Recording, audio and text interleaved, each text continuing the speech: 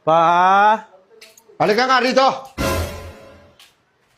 Halika rito. Pa? Bumaba ka dyan. Nasaan yung manok ko? Andyan yun ah. Pinapabantay ko to sa'yo, di ba?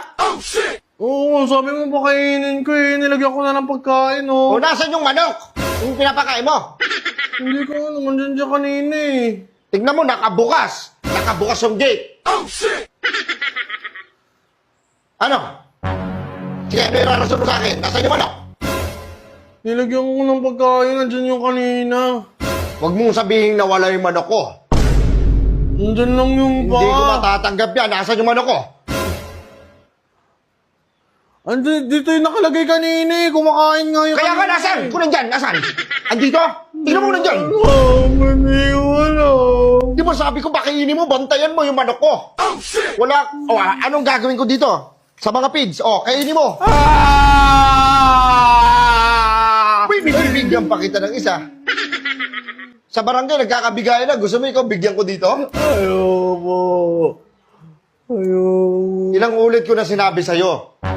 Yung manok ko, mahalaga sa akin yan. Halos buong buhay ko, umiikot na sa manok. Mas mahal pa kita sa manok ko. Buti pa ikaw na lang nawala eh. Ito yung manok ko eh.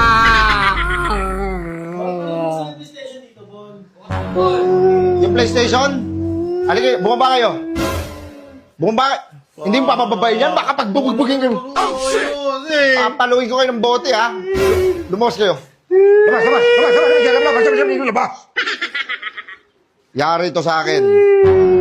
Gulpi to. Abutin sa akin ito, gulpi di gulat. Andyan lang yung pa. Hindi naman nakakalipad yun eh. Hindi ka nakakalipad. Nasaan? Saan mo nilagay? Asan yung manok ko?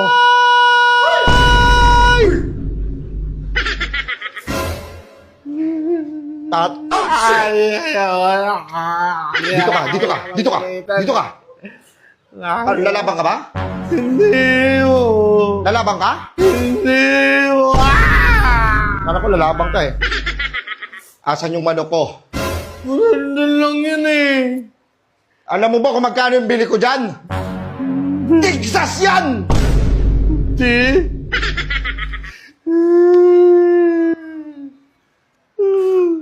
Ano ko namang ginagawa na, hindi mo naman nilalaban yan. Lagi mo naman pinapakain. Kami wala kaming pagkain ni mama, tapos ayun may pagkain palagi. Bakit? Isusumbat mo sa akin yan? Gusto ko lagi may pagkain niya manok ko. Kahit gaano ba kamahal yung pagkain niya, bibilin ko yan.